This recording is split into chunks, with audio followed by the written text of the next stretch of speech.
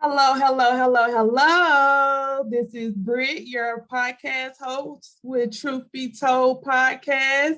This is episode number 15 with Miss Omotola the Great. How are you doing today, I'm Omotola? doing great. Hello, everyone. Thank you. Thank you. Thank you so much for taking your time for coming on the show today. I really appreciate it. Thank you for having me. Thank you. So today I wanted to go into number 15's topic episode. It is called Why Am I So Lonely? Before we get into that topic, I wanted you to talk a little bit about what you're doing as far as entrepreneurship and everything else you have going on. Guys, Omotola is awesome. She has a nonprofit organization going on, and I just want her to share that information with you guys before we get started. Absolutely. So, like she said, I'm Omotola the Great. So, I'm a professor at a university. So, I teach in the Department of Social Work. That's what I have all my 3 degrees in: my master's, my PhD, and my bachelor's. Then I also have a nonprofit I started in 2012 called Jumpstart Dream Academy, where we work with young people in Nigeria and across like all over the world now, thanks to the pandemic, right? And we're able to definitely our goal is to break barriers that stand in the way of their progress and ignite possibility in them. We believe that anybody's background does not equal their future. That just because they were born at a certain location or in a certain family that has never gone to school does not mean that that has to be all their life has to be about. They can decide for themselves and choose a new path if that is their choice and to go forward. And so we support them in doing that. Also, I have a firm that I call the Funding Magnet. And so this is where I help other people who want to do good, other champions, other change makers who either want to start a project or a program or start their own nonprofit to help their community, to help a particular population. I know what it felt like to start my own from scratch and having no support and having to learn just by myself. And so I want to be there to support and aid as many people to really be able to do the difference, to live out their purpose, to live out their passion in helping people. And I honestly believe that you don't have to go broke to make a difference. And that as a nonprofit owner, you can make a living while you're making a difference as well. So it doesn't have to be either or that, oh, because I'm trying to do good, then I must be poor. I don't believe in that. You can have both and still be a good person and still change life and transform community for good. I love that, Omotola. Like, you are just amazing. You're doing some amazing things. You are serving and using your purpose that God has gave for you to give back to others. I'm sure people that are here in the United States and that are in Nigeria and just trying to get through the pandemic are very appreciative of what you are doing. A lot of us, like me, I don't know as much going on in different areas. I know everything right now with Ukraine and the government. It's just scary. We don't know exactly where we're going to be. And I just want to commend you on serving in your purpose. Thank you. Thank you so much. And thank you too for serving your purpose, one of your purpose, which is here, providing this outlet and letting people to learn more about different topics that can help them to move their life forward. You guys have helped me, and it's glad, and I'm so thankful for the book club with Sean Croxton. I am so grateful that I have met a lot of you like-minded people that are just trying to figure it out and figure out what we can do to be better people and do the thing. Absolutely. So today's topic is why am I so lonely? And the reason I picked that topic, Omotola, was because I've been talking about relationships. What we in the last 2 episodes was pretty much a guy and a girl version of what a woman needs from a man and what a man needs from a woman. Right before that episode, I also talked about living out your biggest dreams. And what thing that I'm learning from everything that I'm talking about is that fear plays a role in everything that we do. It definitely does. It can be good and it can be bad. I think it's just us being self-aware of that fear and learning to deal with the fear. And when it comes, being aware of what it actually is, because sometimes it's not that. It's just that's what you interpret it to be because of what you've been through. And that's the reason why I picked this topic is because, okay, so I'm just going to go ahead and go all out. So I went to a party and I didn't enjoy the party. I got all glammed up. I thought that I was gonna have fun, got my nails done. You know how we do Omotola. We gotta make sure that everything is together. Representing. Yeah. Before we step out. But when I left the party, I felt so drained. Like I didn't enjoy it. It was just, it wasn't nothing that the party did because it was lit. I'm gonna be honest with you. The DJ was jumping, the food actually was good, and the vibes, I mean, everybody had great personality. So it was nothing of that caliber. What I realized was that it was me, that the internal Brittany is lonely. And that's when I started actually peeling back layers of me and figuring out what was going on in my brain. So if you could let us know, what are some of those attachments that we have when we are feeling lonely? What are those called, and what do you think about those? Yeah, absolutely. So you're right. Like, there, like, research and authors and experts have said that there are at least 3 types of attachments that people actually experience. So the first one is what they call secure attachment. This is where you feel secure in who you are. It's not as if you don't need people, but even if you need people, it's more of, you know that if the person, let's say you have a friend, like a best friend that you've not seen in like 2 months or 3 months, and you don't feel like, oh my God, this person has rejected me or this person have abandoned me. And so you know that, okay, life happens. We all are at different seasons of our life. So using your own example, like you going to that party, and even though everything was pumping and wonderful, you still felt a bit alone, right? So that means there's something in your brain, there's a trigger going on to saying that, Brittany, you need to pay attention to yourself. At this season that you're in, some things are not matching up with where you are right now. And until you are able to really like feel that feeling, feel whatever it is, because a lot of us, we try to hide, we run away from ourselves. And so we think that the crowd and being with people and networking, that's going to really fill those empty spots that we have in our heart, but they don't do that. And so you still have to be able to sit with yourself to say, what am I feeling?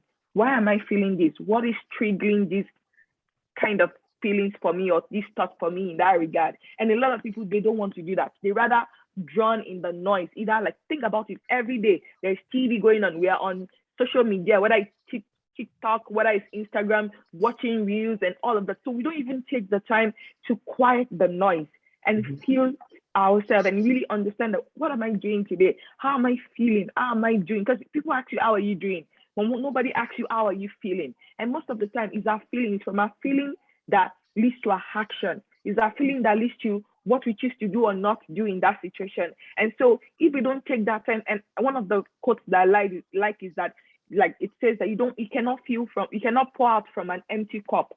So if you don't feel yourself, if you don't feel secure in who you are, what you're supposed to do, what your life is about, what your mission or your purpose is in this moment or this season of life, it doesn't matter if you're within 1 million people, you're going to feel alone because something is not connecting in your brain to your true self in that regard. And so one of the ways to do that is just to take the time to say, ask yourself that question: why am I feeling this way? Look at what has happened in the past 24 hours or 1 week or 1 month of your life. Because, a lot of people, they don't take the time to examine their life. They just go. But we need to be first. Be. Right. We need to be in the present. We're never really in the present. And I think sometimes, Omotola, it's hard. It's really hard to figure out what is going on. Before I met you guys, I was going into all of these different inspirational books, but I didn't realize that the brain was so much, it was the reason why a lot of things were happening to me. I wasn't in those layers, and I didn't understand why in certain relationships I would pull back from those people because I felt a certain type of way. And I love everything that you're saying as far as with secure attachment. Do you ever feel, when you're talking about being secure, is it just in relationships or is it just all over as a person? I think it's a combination of both. So it's like first as a person, then in a relationship. And I'll give you an example because I have a partner, my husband, right? And when we started our relationship, after 4 months of getting married, I had to leave Nigeria to come and study for my Ph.D. here in the United States. and I was pregnant with our daughter then. So, and I didn't know anybody. I was coming to a new world where I didn't know anybody. I was going to a new city, a new state entirely. That was in 2016. But my husband was in Nigeria, right? He was a medical doctor. He couldn't leave. He only gets 2 weeks off every year as his vacation time. And so at that point, he wanted to still stay and continue because he was supposed to be a trauma surgeon. So he had like 1 or 2 years left. So we didn't think that it makes sense for him to quit on his path and then join me here.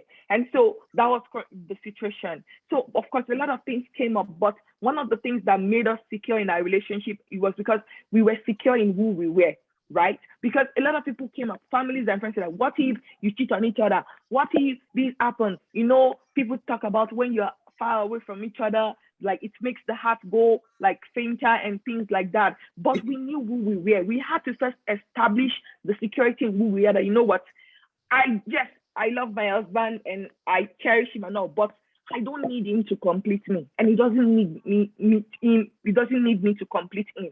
We can still be independent while still being codependent at the same time. And so first we had to settle that in ourselves, that, you know what, I love you. Just because you're going to be away for God knows when does not mean that anything has changed. And then we now created different ways to which we can communicate to ensure that the bond continues to go strong and it doesn't go faint.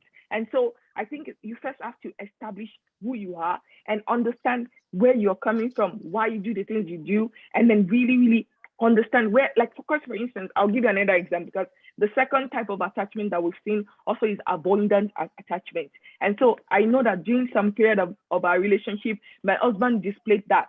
So after moving here to the United States, we were in different time zones. I was more than 7 hours behind him. So when he's waking up, maybe I'm about to sleep or I'm in class, when he's sleeping and all of those kind of things. So and then for the first few months, we didn't figure out our schedule enough to own up to the time commitment that we said we're going to meet and talk and chat and things like that.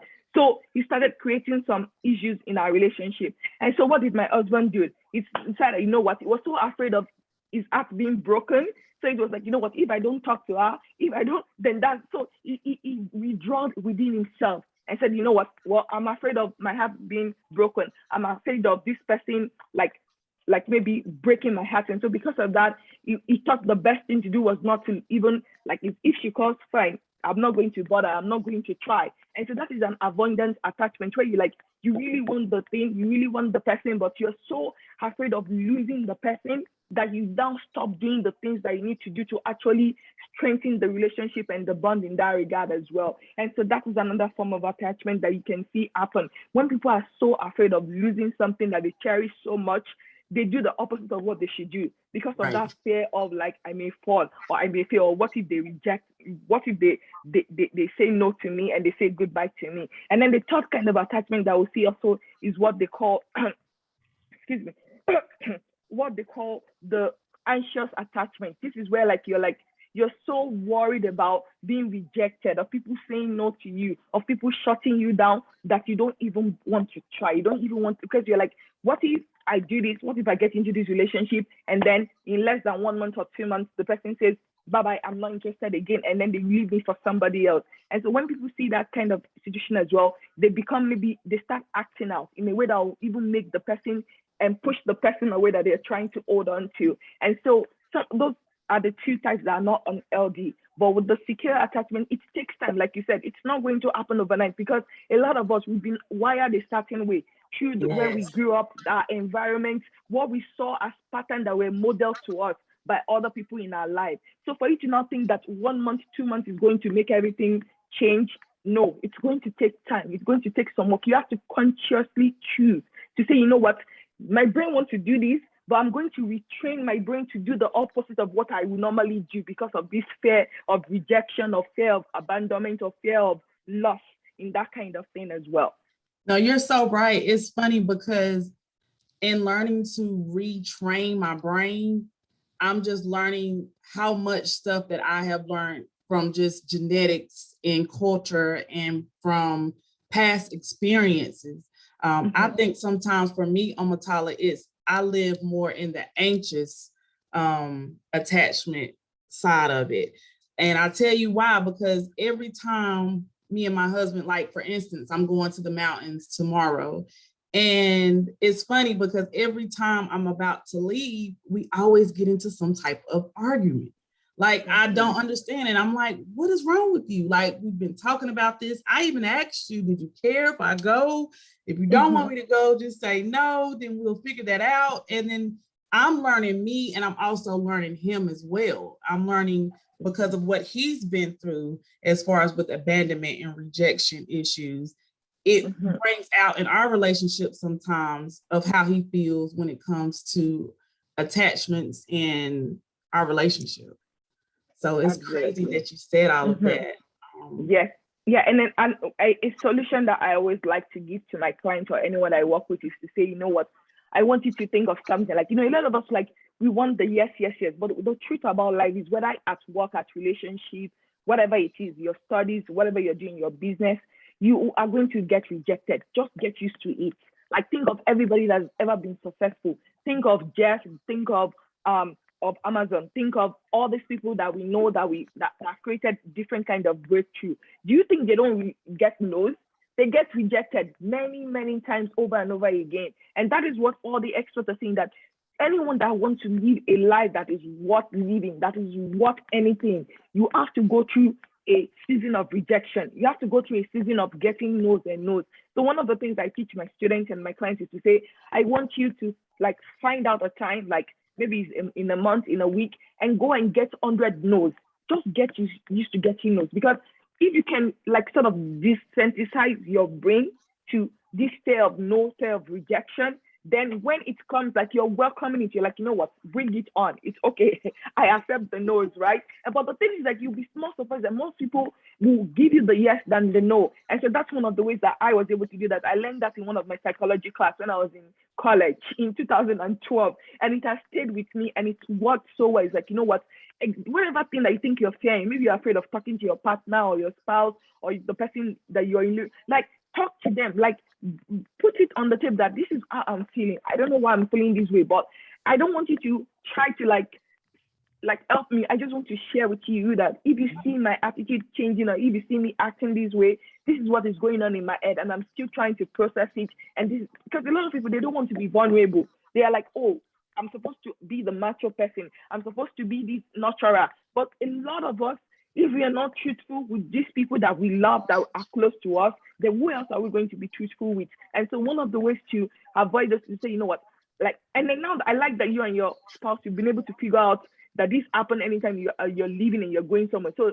maybe beyond just saying that I'm going, this is the day, to say, let's talk about it. How are you feeling? I know that this always brings up a trigger of what has happened to you in the past, but I just want to reassure you that I am not leaving you. We are going to be here forever. I love you. I'm going to be gone for this particular day. You can reach me on the phone, you can text me, whatever you need, but know that I am going to be back. And so that reassurance is important. But a lot of us, we just think that they should know, they should understand, they should know. But you know, the way our brain works is so different. So yes, they should know, but that's not how the brain interprets it. So we need to give some reassurance, just to reaffirm to them that, you know what, I'm committed to you, I'm committed to us. I love the life we're building together, and that we are in this for the long run. And I think that can help with those kind of anxious anxiety that we see, and then help the person feel at peace and feel like, okay, thank you so much. Thank you for seeing me. Thank you for understanding where I am in this situation. And we are going to be good as you go forward. I love how you took away every attachment and explained that to the audience, letting us know as far as the takeaways from this interview. I definitely understand secure attachment, avoidant attachment, and anxious attachment now. I appreciate you even breaking it down for me, because as you were talking, I was like, okay, I'm going to make sure that I say these things going forward to my husband, because to give him that reassurance that everything is going to be okay and that I'm coming back, and I miss you just as much as you're missing me while we're going. But I think sometimes time away, it gives you the clarity that you need to reflect on what you want and need as you're growing. Absolutely. I agree. Like for me too, like every quarter it is non-negotiable. And my husband and I, we used to fight over this like before, because it's like, I don't understand. Are you saying that our life together is frustrating you or something? Like it used to be like, but now it's over a year now, and now he's the one that books like appointment and time for me. And she's like, when you need, let's look at the schedule. I'm able to take the kids. We have 2 children under 5.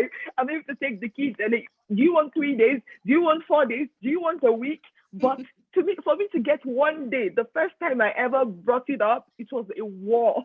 But true understanding, like hearing his side of the story, hearing where he's coming from, then myself also telling that, you know what, for me to be a great mom, for me to be a great partner, for me to be great at anything, I need this quarterly time away.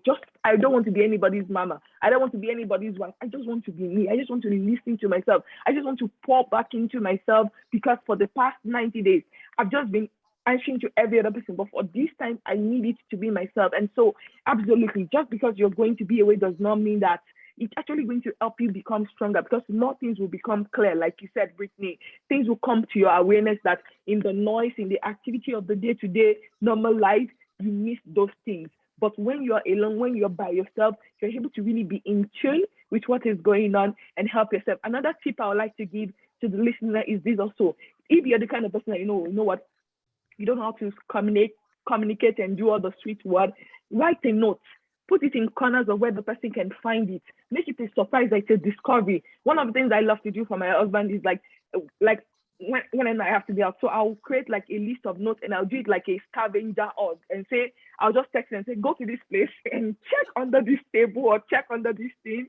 So I know it takes some time, but honestly, it makes it fun. And it's like, wow, this person is still thinking about me or thought about me, even though they're away from me at the same time. And so it can just be a sweet love note that you write, or a sweet, I'm thinking of you, or I love you, or you're here with me, or I miss you, or whatever. So that even when you're away, that thing that you left behind, it's something that they can hold on to as a symbol that this person is still here with me, even though they're not physically present as well. And so think about your spouse, your relationship. What is their love language? Because that might be another way to see it. It's like, okay, what love language does this person speak? Do they need word of affirmation? Is that what is important? Do they need a gift? Do they need like service, helping them to do something that you're not supposed to do normally? Whatever it is, so figure it out and then try as much as possible to create a unique experience for you and your spouse, or you and your partner, and help yourself to understand that together you are strong, but even individually, if you are going to be apart for a while, you're still strong as well. And so it helps you, and it helps your relationship grow as well. Omotola, you said everything. You are amazing. Everything that you're doing, keep doing it. I appreciate just being in your presence and being able to know you and reach out to you. Thank you. I definitely look to you guys for reassurance and growth, and it has helped me, and it's still helping me every week as I'm coming to the book club. But for those who are just starting on this journey, Omotola, and they don't know where to start or where to go, like young girls that are just figuring themselves out, what can you say to those young women? Absolutely. So I'll say, first and foremost, is to define what you want. Like, what do you want for your life? Just because your life is a lot and disarranged or disorganized, or you're in a location that you don't like, or whatever, doesn't that it has to be your story. It has to be your situation. You can choose that. It's okay. This is what I want. Even if it feels out of reach right now, still have a vision for your life, and let that vision drive you. That even in the midst of the chaos and whatever you're going through, let the vision for your life. So create a vision for yourself. Don't just leave the normal story, the stereotypic stories of what people expect of you just because you are this race, you're this color, you're this gender, you're this whatever. Choose for yourself to say, what do I want? Like, you only have one life to live. If you can do anything in the world with that, don't worry about your present. What will you like to do? Who will you like to be? Where will you like to go? What will you like to accomplish? And make a list of that. Don't worry about the how. Just create those things first. Then the second step after doing this is to now say, you know what? Who do I know? Or who have I seen? Who do I admire that is doing something similar that might be 2 or 3 steps ahead of me? But they are doing it, they're striving. They may have the same similar story or not from you. And look up those persons. Sometimes it can be through a book. It doesn't have to be one-on-one in-person kind of mentoring. You can get mentored through a book. Think of myself and Brittany. We're in a book club, right? we're being mentored by this author. We may never meet these people in our life, but they're changing our life little by little every single day because we are investing in those books. And so if there's somebody that you appreciate, that you love, that is in the same career that you want to go into, or the kind of lifestyle you want for yourself and your family or your own situation, look to them. Do they have a book? Do they have YouTube? Like, there's so many videos online that are free right now in those areas. Look for those things. Don't wait until you find somebody that is physical that can come to you and do weekly or monthly mentorship with you. You don't have to. Look and see, okay, who is doing what I'm trying to do? If you don't even know who is, Google and say people or famous people or experts in this area that you need, and then see whether there is a book or video or something that you can do, and then go after it. And then also find a community around yourself. So the way I like to think of mentorship is like, yes, there is like the one that is like vertical, but there should be an horizontal one. So look for other people, your friends, that also want to do something great with their life, that also want to aspire to be better. And so, you know what? Let's put each other together. Let's encourage each other. It can be 2 or 3 or no more than 10, because when it's 10, it's too much to undo. And find a way, whether it's monthly, I have a friend every single week, we text each other. What are your goals? What are your things? And then I have another friend once a month, we get together for an hour, for 2, and just go over how our month went, what we struggled with, what was our win, what was the things that we need to work on, and things like that. And I found that to help me, because it can be lonely if you feel as if you're the only one, you're the outlier in your family who wants better, who want to do better. And so finding people that are horizontal, that you're almost at the same level. Your situation might not be exactly the same thing, but they want to do different. They want to move higher. They want to go to the next step, and just commit to each other every single week. Like right after this, in an hour's time, I'm meeting with my group of girls. Like it's like 5 to 4 of us every Wednesday, consistently at 11 a.m. Central Time. We meet together and just talk about life, and so these are the 3 things that went well last week. These are the 3 things that could have gone better, and this is the 3 things we are going to do better this coming week. And so we say it, we write it down, and then we come back every week and say, how did you do? What worked, what did not work, and then just encourage each other as well. So you need to find your people as well. While you're looking for those mentors that you can look up to, find the people that are horizontal to you as well, and use them and really be that community for each other and really cheer each other on the journey. Thank you so much, Omotola. Dr. Omotola is the great. She has gave us some great takeaways for today. Remember, guys, you do not have to be lonely. And when you are lonely, just be self-aware of why you are lonely. Before we sign out today, Ms. Omotola, can you tell us where we can find you at on social media? Absolutely. You can find me on Instagram at The Funding Magnet, at The Funding Magnet. Also on Facebook as well, at The Funding Magnet, you can find me. And then on YouTube, Omotola the Great. You can find me on those 3 platforms. Thank you so much. It was my pleasure speaking with you today with episode number 15. I am signing out, guys. Make sure you like, make sure you share, and make sure you subscribe to my channel. This is number 15, Why Am I So Lonely? Truth Be Told podcast. You guys have a great evening. Thank you. Bye, everyone.